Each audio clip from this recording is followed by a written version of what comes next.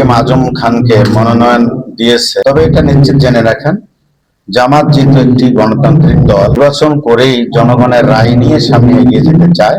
এই Rangpur city corporation বাংলাদেশের মধ্যে একটি দ্বিতীয় সীমানা এবং সর্ববৃহৎ দ্বিতীয় স্তরের সিটি কর্পোরেশন।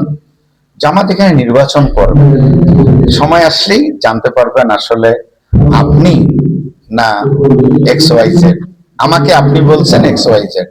আপাতত জামাতের জন্য দোয়া করেন। গণতন্ত্রের পদ্ধতিতে জামাত জনগণের অধিকার, যে যে স্তরে নির্বাচন করবে সেই স্তরের জনগণের জন্য কল্যাণ, সেই এলাকার উন্নয়ন এবং বৈষম্য থেকে সেই এলাকার জনগণকে মুক্ত করা এবং সেই সাথে সাথে গণতান্ত্রিক পদ্ধতিতে দেশকে এগিয়ে নেওয়া, মানবিক বাংলাদেশ গড়া এবং একটি সুন্দর ভারসাম্যপূর্ণ একটি দেশ গড়ার অঙ্গীকার নিয়ে জামাত কাজ করে যাচ্ছে।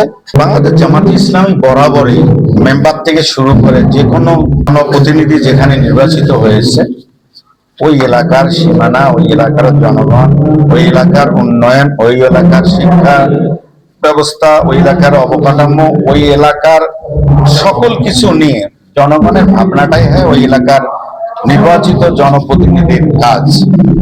এজন্য সিটি কর্পোরেশনের নিয়ম অনুযায়ী আসলে কাজ করতে পারলে, আমি বলছি না যে ফ্যাসিস্টের আমলে, আমি বলছি না আওয়ামী লীগ আমলে, আমরা যদি আসতে পারি, আল্লাহ জনগণ যদি আমাদেরকে রায় দেয়, ম্যান্ডেট যদি জনগণের পাওয়া যায়, তাহলে সিটি কর্পোরেশনের ম্যানুয়াল অনুযায়ী এই সিটি কর্পোরেশনের মানুষ, জনগণের ৩৩টা ওয়ার্ডের জনগণের মুখে হাসি ফোটানো সম্ভব।